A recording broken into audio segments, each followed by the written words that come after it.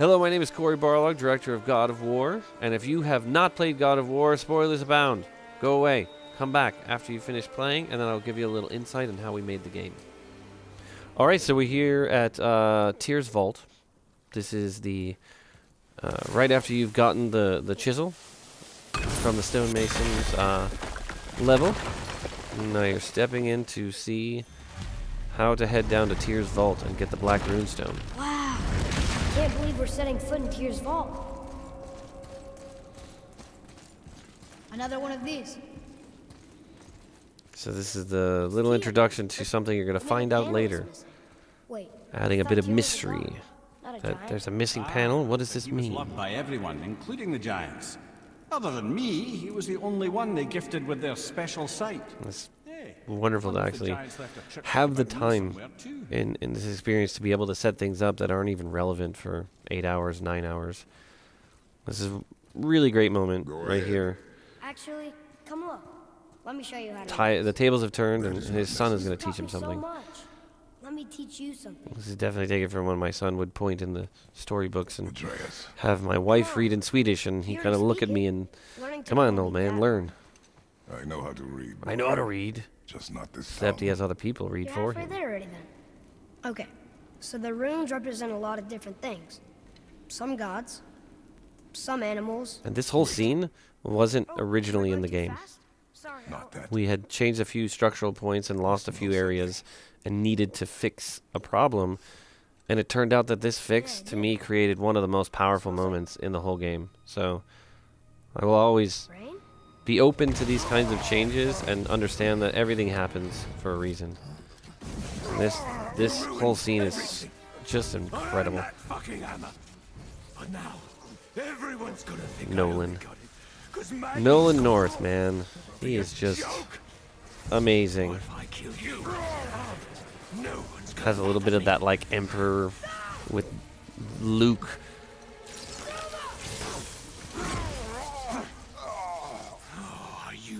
But this sort of realization, this kind of Atreus' moment to really show his family colors, you know, this idea that he is truly Kratos' son.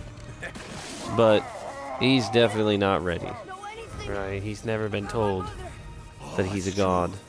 So his body is still fighting all of this stuff. And that classic, like, Kratos Rage pose coming out. Just...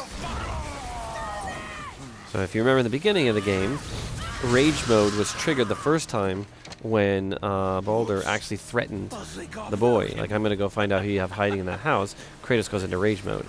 When his father's in danger, Atreus instinctively goes into Rage mode. But he's just not able to do that. So then that fuels Kratos' Rage mode even more. And it just has this great kind of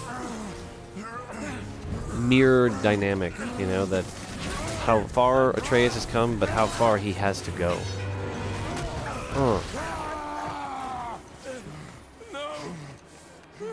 Something I don't know if people pick up on, but he stays in his rage mode until he actually picks his son up, so that he hasn't been able to calm himself down, and it is actually picking his son up. That's the thing that calms him. That puts the fires out.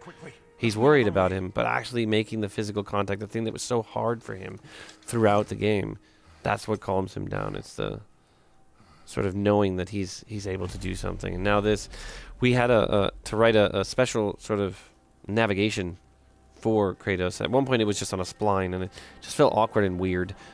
And G-Troff was able to kind of really dig in and figure out a way to make it a bit more smooth. And when you come out here, the world has changed. You know, the red storm, as we're calling it, which is the epicenter right over their house, is off in the distance, and you kind of have this weird, almost bluish gray haze everywhere. It's the world is reacting to this imbalance. The world is reacting to Loki being near death, right?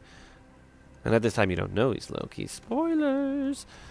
And at one point, my initial pitch for this was going to be the only time Kratos was going to be brave. This was where he was going to actually tell Atreus everything. He was going to unload it all, because he had a captive audience who actually wasn't going to judge him or speak back.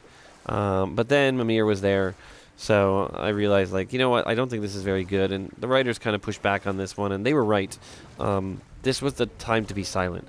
This was the time to force the player to look at the unconscious body of Atreus, you know, and have a little bit of conversation from Mimir. Freya's forest is a blind spot for him. This is our smartest move. And if anyone can heal him, it's her.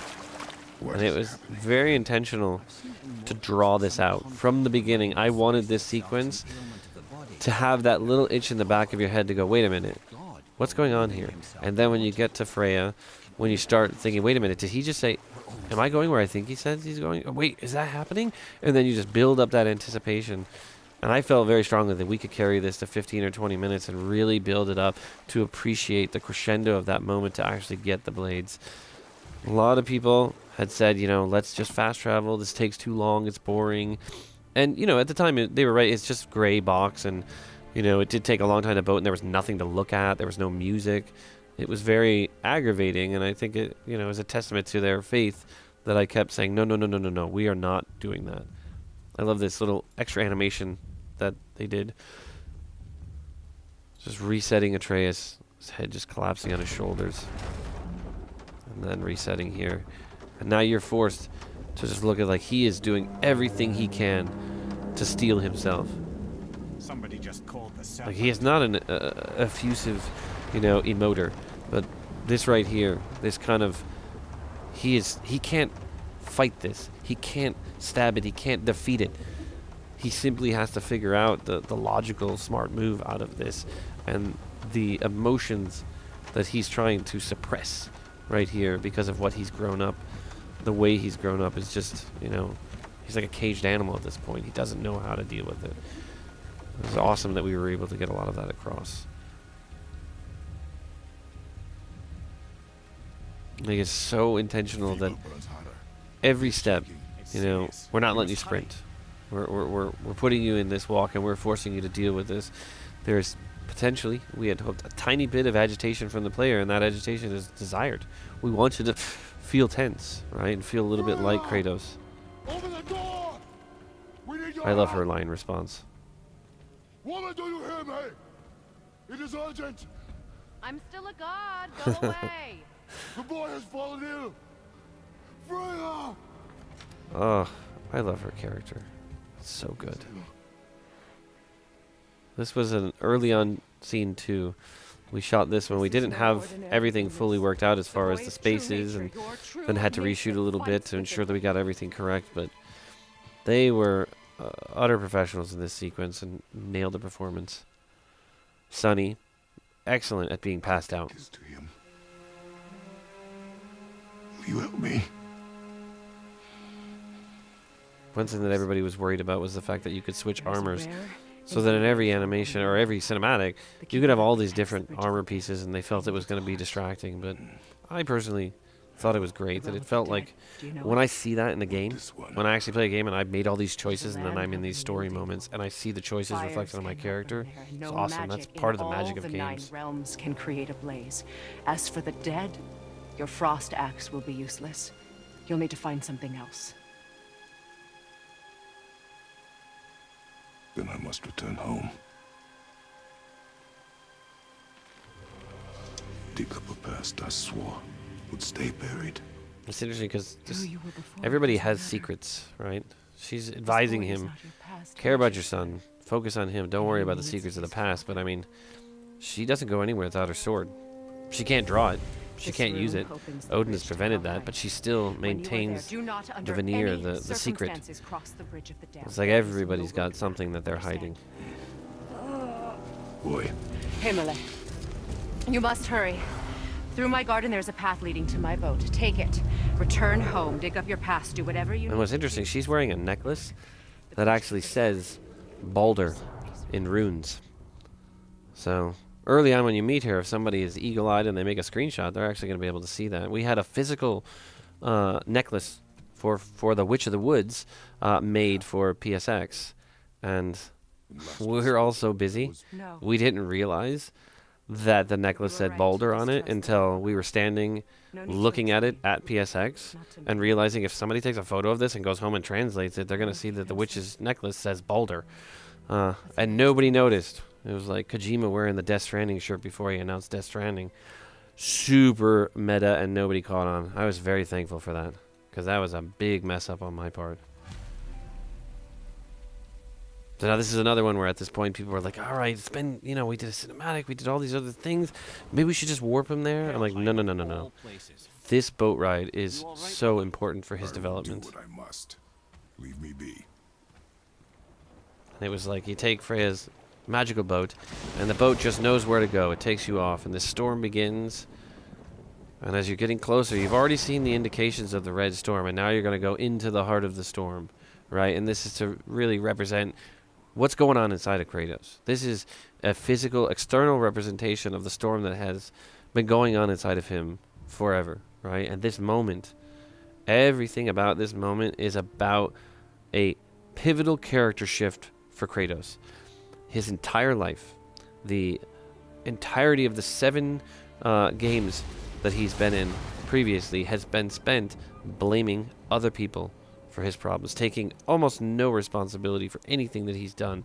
In fact, the only acknowledgement of it is saying, I will do things for you if you erase the horrible things that I've done, the stupid decisions that I've made, which only further served to bond him in servitude to the gods. Like, his inability to accept and take responsibility is the weight that has held him down for so long. And that little smug smile from Athena, too. He knows what he has to do, and it's like, I don't think he's ready even now. Like, in this moment for me, he's still 80, 90% the way there. He hasn't fully gotten there. And it isn't until she taunts him that he really realizes what he is, who he is, and that the only way he is ever going to move forward is if he simply accepts his faults. Right? I mean, that's for all of us. That's the biggest thing, is instead of denying our faults, instead of pretending they don't exist, is kind of accepting it and desiring to either change or simply live with these things that we don't like about ourselves.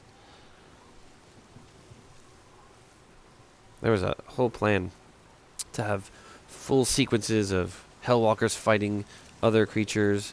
There's a great Hellwalker up on the cliff just looking down at you. It's kind of creepy. Saying nothing, doing nothing, just staring right at you. And there was going to be, you know, animals and creatures running around everywhere, and just we ran out of budget and time. But I think it's actually better. Again, that's another one of those things where the limitations made it better. It wasn't overwhelming. You're taking all this in. It is the moments of quiet, right? Which is very rare for him. That he's doing nothing. He can't do anything but sit and wait for this boat to deliver him to the front of his house. It's a nice little, you know, sort of callback to the beginning of the game, when he and his son were coming in the same path at a very different meeting. And at the beginning of the game, when you're about to set off on the journey, we do a little pause of the camera and look underneath the house to acknowledge that the blades are there underneath the house. It's a little bit of a hint, and if you don't know what you're looking for, you wouldn't notice it. But, you know, anytime we're going to have a reveal like this, a little surprise, I always want to have a couple of opportunities to show that, hey, that might be coming, and if you're really paying attention. And this whole idea is kind of the throwback to classic God of War, where every time you would get a new weapon, magical power, any sort of new mechanic, we would give you the before and after. We'd give you the opportunity to experience before you had it, fighting a wave of enemies, and then after you got it, we would throw a bunch of enemies at you so you could really see, like, wow, that's changed. The way I interact with characters is so different. So this also shows you that these enemies are fairly impervious to the axe, so trying to use the axe directly on them causes it to bounce off, and the duration of time it takes to take them out is much higher. When you get the blades and come back out, you just, you know, hot knife through through butter, right? It's just absolutely easy.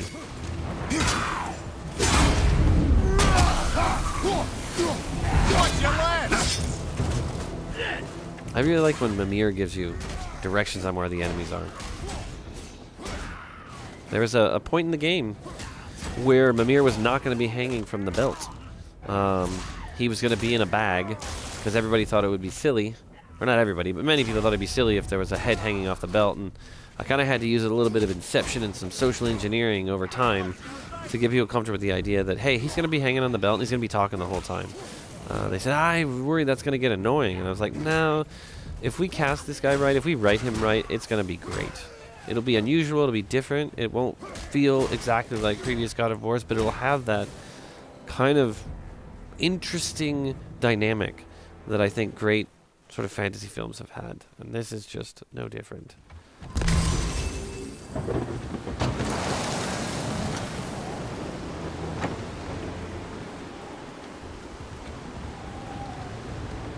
This was a really, really emotional scene for Chris. I didn't know at the time how dark it was going to be, so we really couldn't see a lot of what he was doing. But I mean, you can feel it in what he's saying. He went to a really dark place to get here, and I just have been so in awe of his performance throughout this entire thing. But this moment, I just go up and give him a hug after one of the takes, because I asked him to do it like 4 times.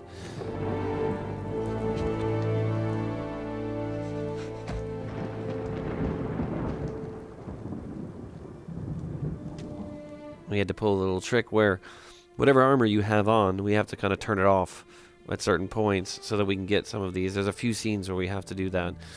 Breaks a little bit of the reality. You know, if you're paying really close attention, it's a little weird, but most people we found through the playtest did not notice it. Although finally, because the resolution's a lot higher on the PlayStation 4, everybody notices the whole... There's chains on it, and then he puts it on his back, and then the chains aren't connected to his hands, which was part of the franchise from the beginning, the kind of magical, like, they're connected to his arm, then he puts them on his back, and they're not connected to his arm anymore. It was a weird sort of break of the illusion, I think, for everybody. Oh. And this is Cory Barlog as Athena, the original Athena. I love her performance, her voice. She is wonderful. To be everything you are not. Teacher, husband. There it is, the father. That's the one that gets him. It's the one thing he cares about. That's where he realizes You will never escape. he is a monster. You cannot change. You will always be a monster. I know. But I am your monster no longer. Such an empowering moment. That feeling of like, you haven't shed everything from the past, but at least you've accepted it. You've accepted that you are imperfect. And you've done a lot of bad stuff, and that begins the path for real change for him. Obviously, he goes and kills a bunch of creatures right after that, but from a gameplay perspective, this puts you into that moment of like, all right, that is that classic heroic moment. You know, the indie putting the whip on. And I feel like reaching this point was satisfying because of the journey that it took to get there. It needed to take 15 to 20 minutes. If we had rushed it to get there, I feel like most people wouldn't have really absorbed what was happening. Part of it is this sort of building of the tension and that disbelief. I mean, you want it to be long enough that you're like, oh, they're probably not doing that. No way, they're doing that. And this is a testament to every single member of the team bringing something to the table to realize this long moment. I mean, we called these, key level beats. That was our development name, and we had tons of these key level beats throughout, and there was these little strike teams that we would put together to try to realize each one of them. And some of them were easier than others, but this one, I think, presented an incredible challenge because it required so many people to come together and come up with, unorthodox solutions, or time-consuming solutions to try to realize it to its fullest extent. It was a sight to behold, to go from the really crude, blocked-out version to actually get to the point where even members of our own team, when they were playing it for the first time, were just like giddy, right? Which reminded me in this moment, to see some of the team members excited when I was on the show floor in E3 2004, maybe, when we had a demo of God of War 1, and I was watching people come up to the station, pick it up, and just start cutting through a bunch of skellies and just having an amazing, amazing time. It was nice to actually see that from members of our own team. This is where you realize there was a hidden gateway in your front yard the whole time, covered in vines, these Helheim vines that actually are preventing you from accessing it. So without the blades, you would have never been able to open this magical door. So I think that's just so cool. Well, there you have it. A little glimpse behind the scenes. Thank you everybody for watching, and thank you everybody for playing. For the players.